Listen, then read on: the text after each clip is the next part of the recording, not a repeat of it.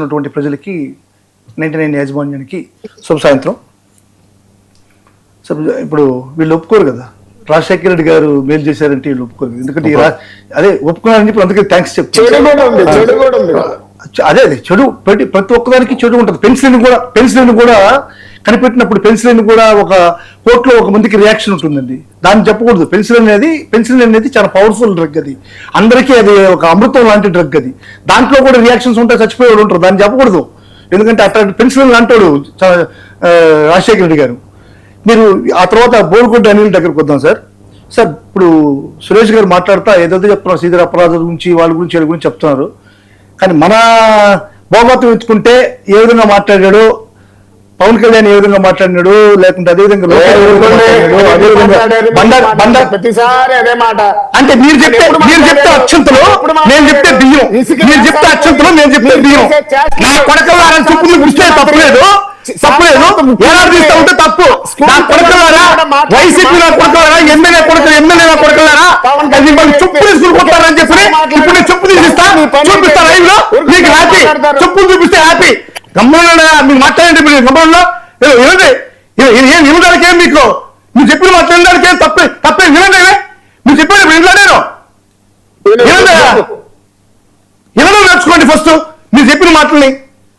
Sir ఇదే ఇప్పుడు speaker గా ఉన్నటువంటి వ్యక్తి అత్యంత పవర్ఫుల్, అత్యంత విలువలతో కూడినటువంటి విశ్వసనీయతతో కూడుకున్నటువంటి స్పీకర్ పదవి, ముఖ్యమంత్రి కన్నా కూడా పెద్ద పవర్ఫుల్ పదవి.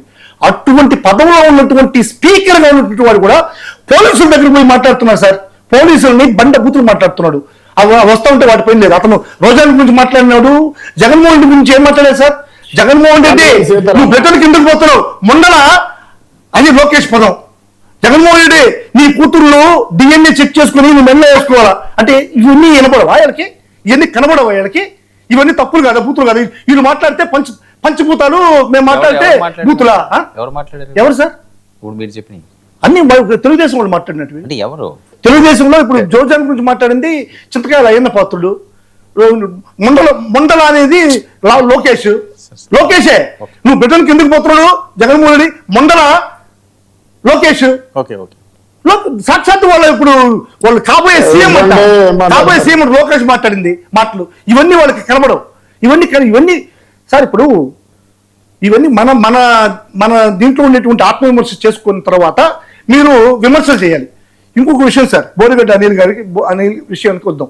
బోరుగడ్డ అనిల్ అనేటువంటి వ్యక్తి నిజంగా ఇంత నీచమైనటువంటి కార్యక్రమం చేసేటువంటి కార్యక్రమం చేస్తున్నాడు.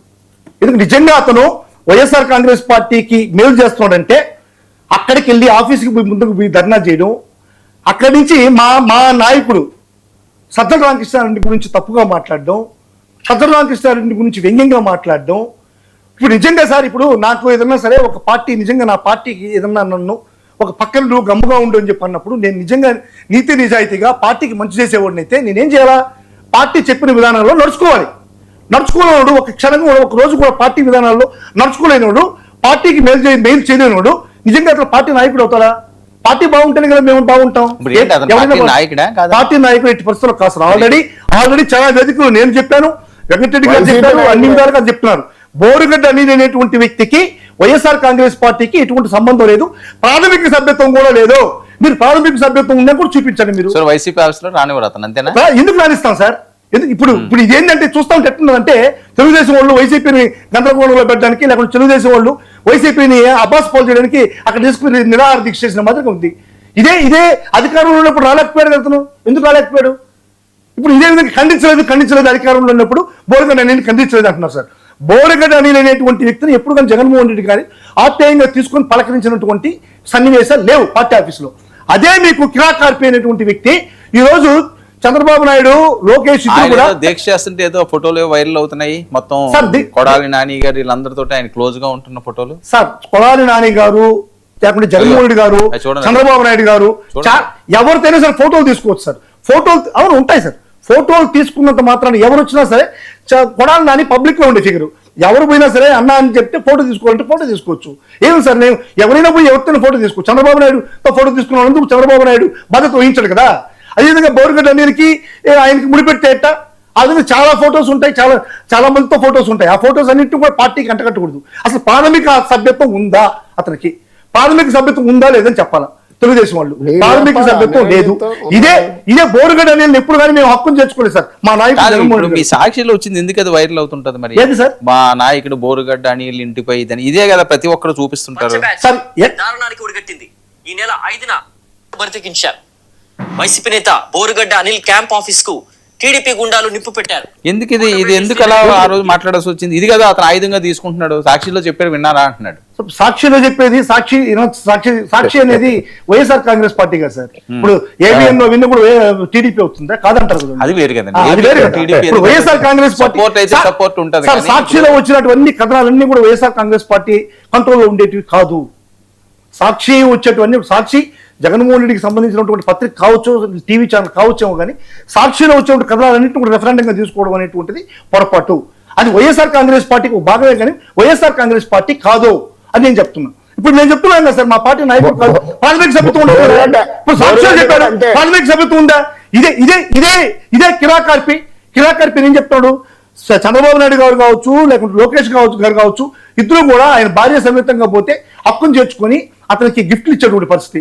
ఈ మధ్యకాలంలో మీరు చూసారో లేదు సార్, మన జగన్మోహన్ రెడ్డి గారు మాదిరి నటించేటువంటి ఒక క్యాండిడేట్ ని అతనే చెప్తున్నాడు, నాకు ఫోన్ చేసి ఈ విధంగా లోకేష్ గారు చాలా బాగా చేస్తున్నారు, ఆ వైట్ షర్ట్ వేసుకుంటారు, బాగా చేస్తున్నారు అని చెప్పని చాలా కితాబ్ ఇస్తున్నారు అతను చెప్తున్నాడు. ఆ విధంగా ఇప్పుడు జగన్మోహన్ రెడ్డి గారు ఎవరికి కితాబ్ ఇవ్వలేదు. మా పార్టీలో ఎవరు తిట్టినా కానీ ఎవరు చేసినా కానీ మీ హయాంలో కదా బోరుగడ్డ అని అలా మాట్లాడింది. అవును సార్, మా హయాంలో మాకేం సంబంధం సార్? మీరు కేసులు పెట్టాలని వస్తుంది, కేసులు పెట్టి మీరు ఇప్పుడు ప్రభుత్వం ఉంది కదా, ఇప్పుడు లోపలేయండి. మళ్ళీ ఎందుకు సార్ వదిలేరు? లోపలేసేయండి సార్. అది కోర్టు చూసుకుంటుంది. అవును, ఇంకో కేసు పెట్టి లోపలేయండి. మీకు అలవాటే కదా తెలుగుదేశం పార్టీ కేసులు పెట్టడం కొత్త ఏం కాదు కదా. ఎవరి మీద అయినా సరే కేసులు సృష్టించగలరు. మా హయాంలో పెట్టినటువంటి కేసులు ఏవైనా కానీ నీతి నిబద్ధతతో మానవతా దృక్పథంతో పెట్టారు సార్. అవును సార్, ఇప్పుడు సార్ ప్రతిదాన్ని తప్పుపడుతున్నారు సార్. ఇప్పుడు జత్వానీ కేసును కూడా తప్పుపట్టారు. నేను అది ఇప్పుడు ప్రస్తావించాల్సిన అవసరం. ఇదే తెలుగుదేశం చంద్రబాబు నాయుడు గారు జత్వానీ అనేటువంటి అమ్మాయిని కేసు పెట్టిన కేసు కూడా ఇది దుర్మార్గం అని చెప్పని 3 ఐపీఎస్ ఆఫీసర్ని పక్కదారులు పట్టించి వాళ్ళని సస్పెండ్ చేసి వాళ్ళని అన్యాయం చేసినటువంటి నేను ఒకటి అడుగుతాను సార్, రెండు అడగండి పర్వాలేదు. జత్వానీ కేసులో మీరు 3 ఐపీఎస్ ఆఫీసర్ని సస్పెండ్ చేసి ఇప్పుడు దాని మీద డిబేట్ వెళ్దామా లేకపోతే బోరుగడ్డ?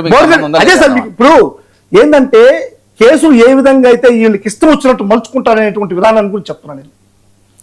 ఇదే ఈ రోజు ఏం చెప్తున్నారు? మీ తర్వాత వీడియో చూడండి. కొద్దిసేపటి క్రితమే అతను నాతోటి వచ్చి కూర్చున్నాడు. అతను చెప్పి అన్నారు కదా, 9 నెలలు నేను నరక యాతన అనుభవించాను. అసలు కుక్కను కొట్టినట్టు నన్ను కొట్టారు. కొడతారు, నక్కను కూడా కొట్టినట్టు కొట్టాలి, కొట్టాలా? తప్పదు కదా. ఎందుకంటే రాజకీయాల్లో ఉండేటువంటి వాడు నోరు అదుపులో పెట్టుకోవాలా, ఎదుటి మనిషికి మర్యాద ఇచ్చేటువంటి విధంగా మాట్లాడాలా.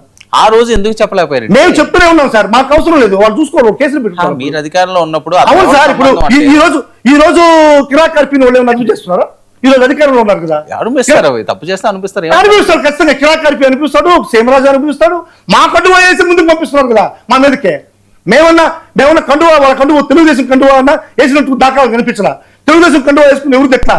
ఈ రోజు మా కండువా వేసుకుని వైసీపీ కండువా వేసుకుని సిగ్గు లేకుండా మమ్మల్ని తెస్తున్నారు కదా. ఎంత దారుణం తెలుగుదేశం గారు. ఇది ఏమన్నా అన్అఫీషియల్ ఇది కేసులు పెట్టొచ్చండి? ఇలాగ కండువా వేసుకుంటే వాళ్ళని వెటకారంగా మాట్లాడి ఈ రకంగా మాట్లాడడం అనేది టెక్నికల్ గా